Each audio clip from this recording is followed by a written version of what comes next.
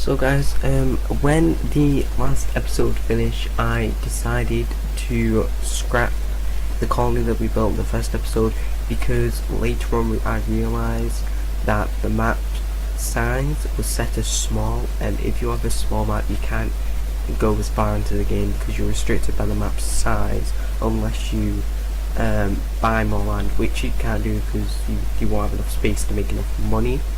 Unless you trade a lot, which I could have done because I'm part of the First Future Federation. Link in the channel below to the Discord channel if you wanna join the game and join them. But because I'm trying to play as a normal player, you wouldn't be able to do that unless you knew someone. So the changes that I made was I just made it much more efficient. Everything's still where it was ish.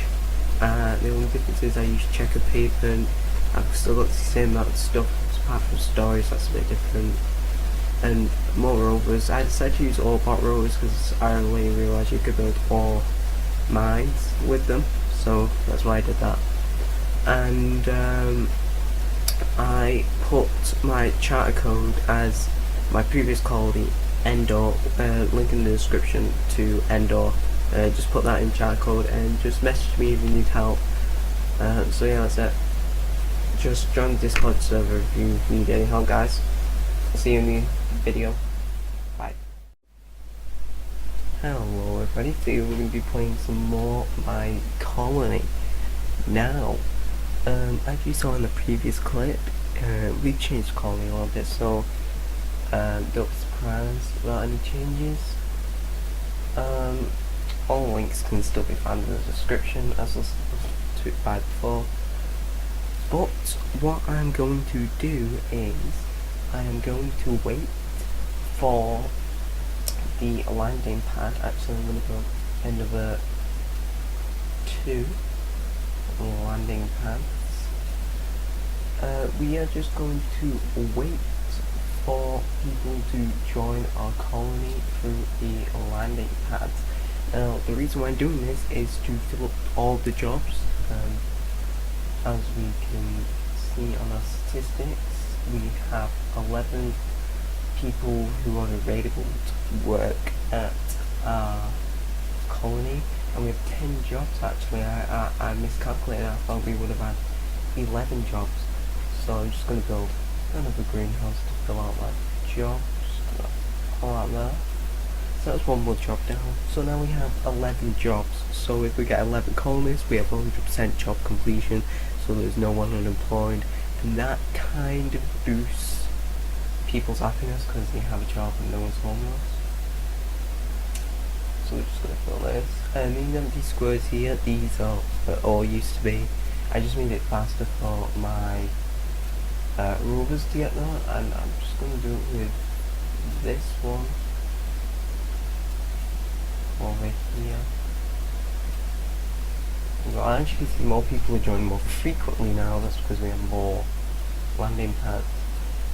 Also, if we go to my statistics, we have Colonial website, and you get this. You can just visit it. You can see the links at the top, but you get this when you first start Colony, and if you become independent, people can copy this bit of the URL. Let me show you. You get this code, this bit here, this ODYZMPOZ. You get that, and people can get that link, put it into the customer chart code, and the pack your Commonwealth, and you can help them out. They have to pay taxes to you. It's a really cool system. So anyway, we go to this, and we go to Endor. This is my main colony that I use. The charter code is that's what you put in. I have 2 other colonies I use. I use a mine, and I've got my mobile version. I just mine for resources on that and send it back to Endor. So yeah, that's just what I do in my spare time on my colony. So we have 5 people here now. We're just gonna build some solar panels here, just so we got more energy. Yeah. So the next thing I'm going to build is a gold refinery, which takes up 80 steel, 2000 ore, 4 workers, and 8 power, which is a lot in an early game. But we've been building ahead with solar panels and power, and you can get research points, which you can put into research techs, and you can get high density solar panels, which are just better solar panels all around. If you get a lot of those, you get thousands of power. I think the colony Endor has at least 50,000 power, which isn't that much compared to other First Future Federation members, but it's quite a lot for a low Commonwealth. Now, also, this person here is glitched. It won't let me view their stats. They don't move. So, yeah, that's just some bugs in the beta. But if you go on the My Colony forums, the 8-app forums, link in the description, you can see that the developer is working on a lot of upgrades. Now, while we're waiting for the free colonies to come, I just want to go out and say thank you to everyone who subscribed to the first video from the First Future Federation. Really helps, and thanks for the feedback. I know that my mic is really bad. It's the best I could do right now. Hopefully I'm going to save up for a new mic. I'm going to try and get a summer job, something like that, just to try and get better equipment and better mic. So yeah, I'm going to cut it to when we have 11 colonists, and I'll see you in the next segment.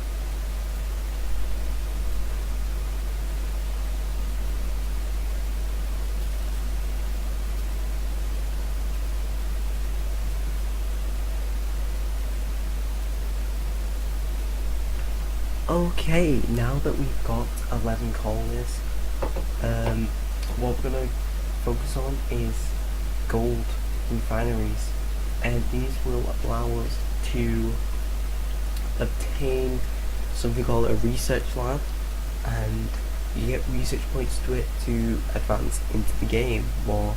So we've just got enough steel and ore. These 4 lander pads, I just got to increase the rate of people got, just speed things up. Later on in the game you get like advanced cloning facilities, which are faster than lander pads, space elevators, but the fastest thing is cloning facilities. So this is that first gold refinery. I got some more builder bots as well, just to speed up building, because my colony is a very grinding game, so very wrong. There's probably going to be a lot that I'm going to do off camera and try and do without you guys seeing, but I'll probably speed it up like I did with the past footage. So here we've got the gold refinery.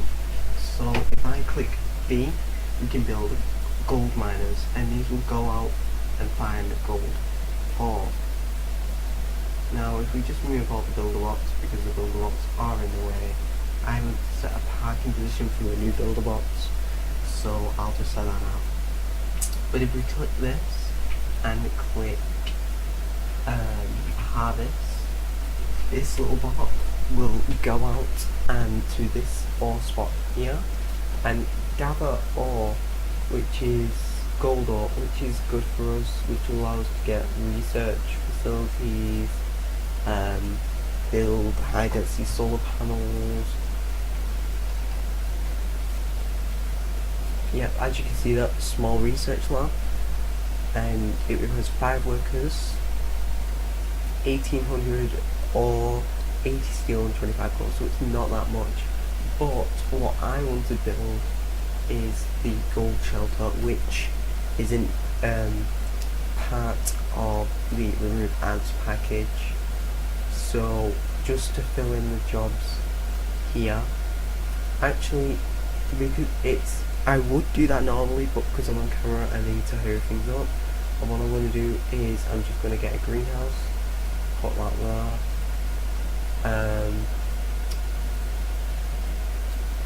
small shelter, put that there, and just some silos to store more food. I'll put these here. Now the reason I'm doing this is because I like to have more, I'm very completionist, and I like jobs to be filled and people to be the same initially, and it's just personal preference. I just always try and keep it like that. But most people can deal with manually turning off the landing pads every now and again. I just, stupid phone. I just can't be bothered with it. It's just easy because once you call this a full, they'll stop bringing people in and just they'll wait till more space is available. And that is actually kind of good for me because I can go over the top with my landing pads and just go absolutely mad with them. So that's 6 jobs there. Oops, didn't mean to put that there. We're going to put a small research lab. Here we're going to put a greenhouse, and these two are going to be 2 small houses. We are running low on ore, so what I'm most likely going to do is send over resources when I am off camera, and hopefully I'll probably send like 30,000 ore an episode until I have enough resources to stay by myself and be able to get them a lot more easier. Now, as you can see, we are full on colonists, and the landing pads won't bring people in. Let me just find this landing pad. When it reaches full, it won't bring someone in. It'll just skip it completely. See, no one joined. That's because it's not going to allow them to join because there's no room for them. So if we build a small research lab here, all of our builder bots will come over here. This research lab will allow us to get advanced hydroponics, which is just better food, density solar panels, microgravity brewing, which allows us produce bars and rum, which is another resource, and it will allow us to make colonists more happier, advanced ore purification to get advanced steel production, advanced small scale construction, which will allow us to get advanced building robots, which will basically allow us to get better buildings and build all this stuff, and colonists finance theory, which I can't remember what that does now. I think that lets us build a mass driver, which lets us trade resources, but at a set thing, at a set limit. So I think it's 100 per shoot. But later on in the game you get something called a GBT, Galactical Border Trade. You can trade with other people. It's actually a really cool system integrated within the game, and I think it's a really cool idea. Some other people don't, but I think it's a really cool idea. And I think trading is a big part of this game. So also that's why I've started my trading server. It's mainly the First Feature Federation's trading server, but I made it and for trading, but they run it and everything, yeah. So if you want to join that to trade, you feel free to do so, but take into consideration to join the First Feature Federation. They help a lot, they help out a lot. So as you can see now, we've got 2 workers in here, and this bar will fill up and we'll get, I think it's 1 research point or 2, I think, I'm not quite sure, but we'll be able to get all this stuff. So as I said in the last episode, every episode is going to have a milestone, and milestone is to get our first research point, which we're about to do now. So yep, so I'll see you guys in the next episode. Leave a like, subscribe and share. Hopefully I get better equipment soon, because this mic is getting on my nerves as well. I can't play any games properly like CSGO. I can't talk to people on Discord, and it's just so annoying. So yeah, next episode I'm probably gonna grind on camera to get all these research texts, but I'll obviously speed it up so you don't have to go through them, just commentary over after. So it will be live commentary, just be before. Now what you guys haven't seen is me paying taxes in game, and you will get a pop-up saying you own the Commonwealth, which it'll say whatever Commonwealth you don't, like Endor. It'll say Endor for me. You owe Endor a certain amount of money, and you pay them and they get the money, literal in-game money. If they're an actual player, they'll get it, and you have to pay for your workers as well, payrolls. Usually it's like 80 money. I just call it money. I think it's just called money. Yeah, it's just called money.